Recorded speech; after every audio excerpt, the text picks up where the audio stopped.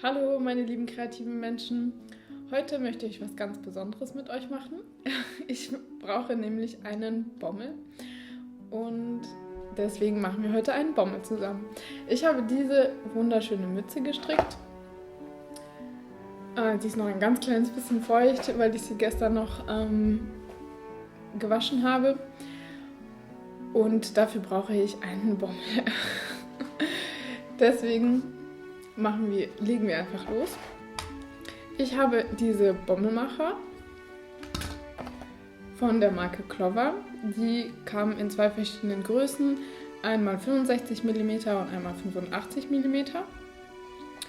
Und diese Mütze verschenke ich. Die habe ich noch nicht in meinem Podcast gezeigt, aber in der nächsten Folge werde ich auf jeden Fall diese Mütze zeigen und ein bisschen mehr darüber sprechen. Ich denke, ich mache lieber den größeren Bommel, weil ich noch genug Wolle habe und den Bommel dann ganz gut zuschneiden kann. Auf der Packung hinten ist auch eine kurze Anleitung, wie man das macht. Aber ich zeige euch das jetzt einfach mal ein bisschen ausführlicher. Also man bekommt hier dieses Ding geliefert und man kann es hier aufklappen. So sieht es dann aus. In der Mitte sind diese beiden Teile hier festgemacht mit einem Metallstab und man hat dann hier die zwei Seiten des Bommels. Diese Teile nicht auseinanderziehen, sondern zusammenlassen und dann kann man auch eigentlich schon mit dem Wickeln anfangen. Ich habe 4 Farben, die ich in meiner Mütze verstrickt habe und die möchte ich auch alle 4 in dem Bommel haben. Ich möchte ein bisschen mehr von diesen beiden Farben haben und ein bisschen weniger von dem Rot und dem Grün. Ich mag lieber, dass der Bommel ein bisschen gedeckter ist und nicht ganz so super knallig, aber ein bisschen schon.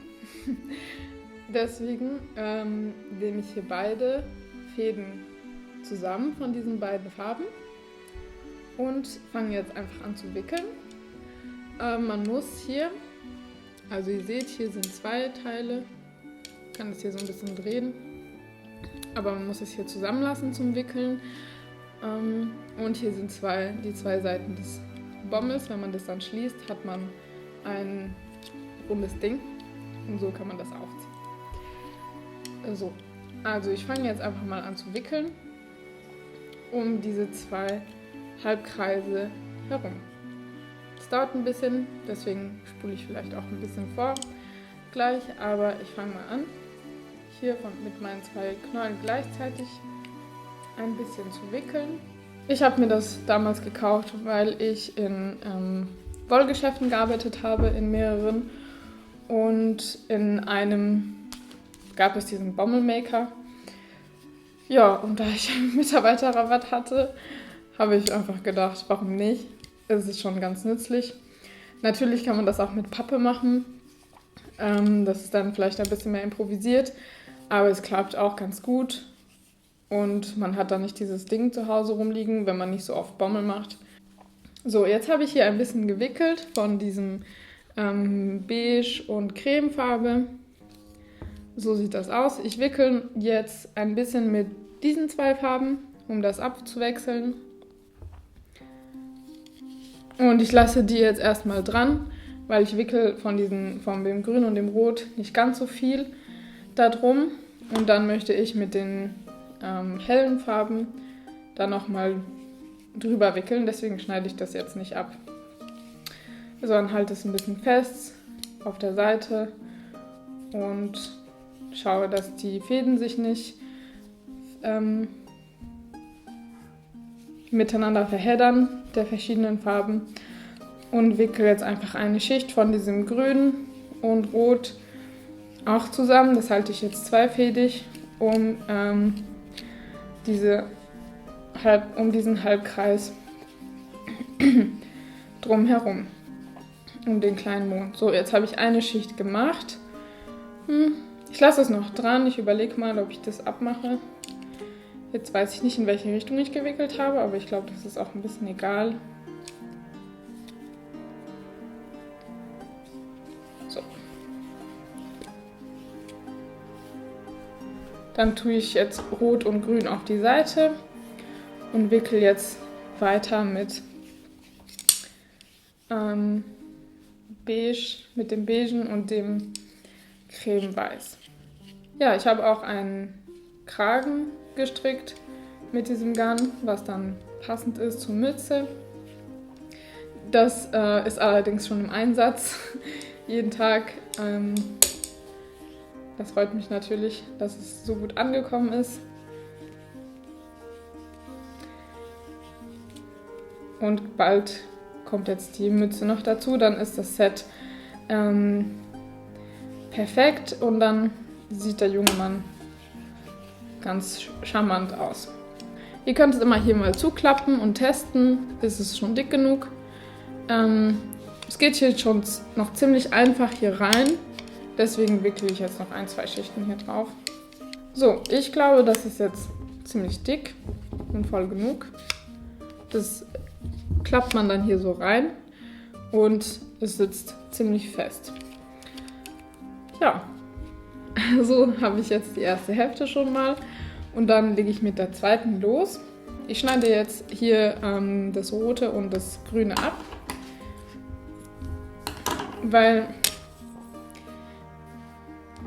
und die anderen Farben schneide ich auch ab. So. Je nachdem, wie man das eben wickelt, das kann man sich vielleicht vorher ein bisschen überlegen oder zurechtlegen, sieht der Bommel dann eben auch anders aus. Ne? Also je nachdem, wie man die verschiedenen Schichten da drauf macht, verteilen sich die Farben dann auch unterschiedlich auf dem Bommel. Und also man könnte zum Beispiel auch diesen Halbkreis jetzt aufteilen, die eine halbe Seite hier in einer Farbe machen und die andere halbe Seite in einer anderen Farbe.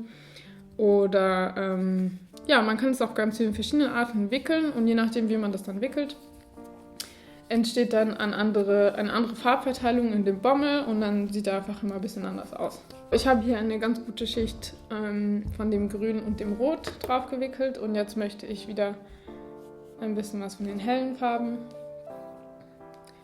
Also tue ich das. Ich finde das angenehmer, wenn ich die Knäuel, die ich gerade nicht verwende, auf meiner linken Seite habe, weil ich mit rechts wicke. Aber es gibt ja auch bestimmt Linkshänder unter euch oder Personen, die mit beiden Händen gut können. Ich denke sowieso, Menschen, die stricken und Handarbeiten machen, sind sowieso mit beiden Händen ziemlich geschickt, weil beim Stricken braucht man ja beide Hände, egal mit welcher Hand man den Faden hält. Trotzdem braucht man ja beide Hände und sind alle 10 Finger aktiv gleichzeitig, deswegen sind ja auch beide Gehirnhälften dann gefordert. Also gehe ich mal davon aus, dass Menschen, die stricken, mit beiden Händen, also ein bisschen zweihändig sind. So, dann schneide ich das hier auch ab und klappe das zu. So sieht das jetzt aus. Wie ein kleiner Bagel. Ja, jetzt kommt der ganz aufregende Teil, vor allem für Menschen, die stricken. Die schneiden eigentlich nicht so gerne durch ihre Garn durch und durch ihre Wolle.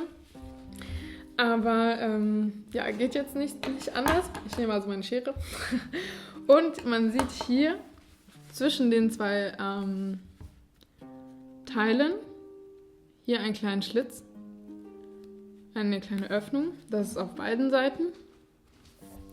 Und hier kommt man ganz gut mit der Schere dann rein. Und dann kann man hier, man versucht schon so tief reinzugehen, dass man alle Fäden erwischt und schneidet dann hier einfach ganz vorsichtig durch die Mitte durch. Ha! So. Also diese Schablone hält die Wolle auf jeden Fall gut zusammen. Man muss jetzt keine Angst haben, dass es einem auseinanderfällt. Man hält es natürlich hier auch ganz gut fest.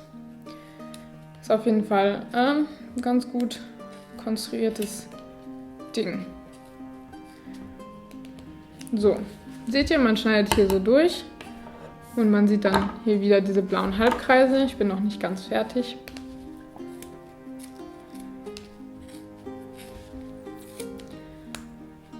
Ach, kann schon aufregend sein, Bommel zu machen. So, jetzt habe ich die eine Hälfte durchgeschnitten und man sieht hier, so wie ich eben gewickelt habe, dass hier so kleine rot-grüne Streifen entstehen, weil ich eben mehrere Schichten gemacht habe. So, die eine Seite ist fertig aufgeschnitten. Man sieht hier schon eine ganz gute Bommelform. Und jetzt schneide ich genauso auf der anderen Seite auch in der Mitte durch.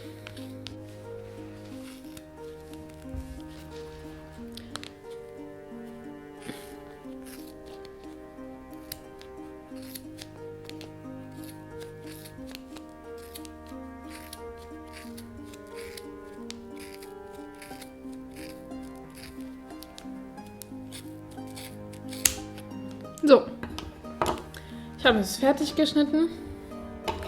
Jetzt gibt es wirklich keinen Weg zurück mehr. Und was man jetzt macht, ist mit einem der Farben, ist egal, ich nehme jetzt das helle hier, egal welche, wickelt man hier in der Mitte, zieht man es durch, zwischen den beiden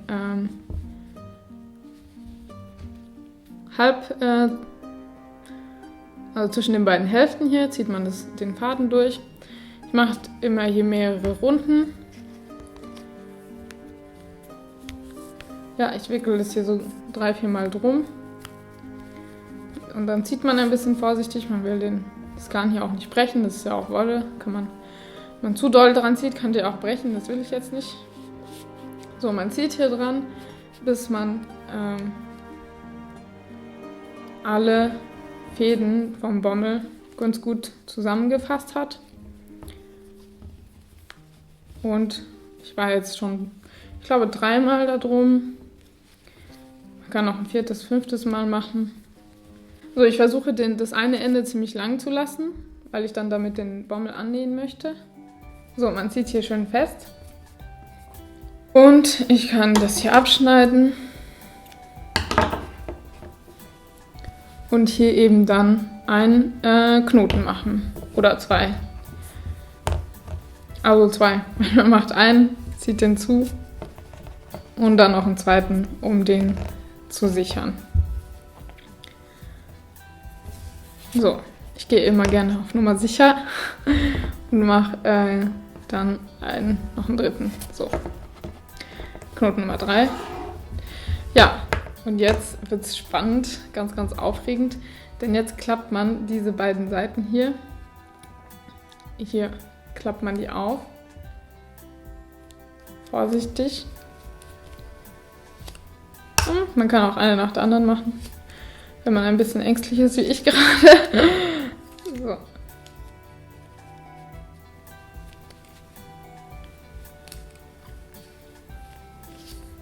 So. Und die letzte. Und hier sieht man schon den ziemlich tollen Bommel. Sieht schon ganz, ganz gut aus. Oh, jetzt fallen die Teile hier auch schon weg.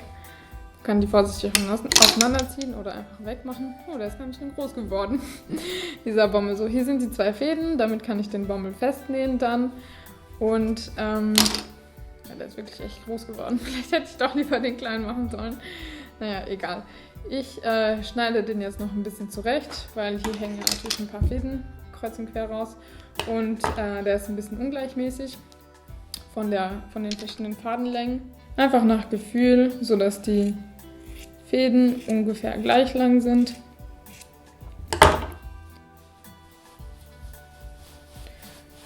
Kann den noch ein bisschen so massieren, damit die Fäden, die sich da noch so reingekräuselt haben, rauskommen.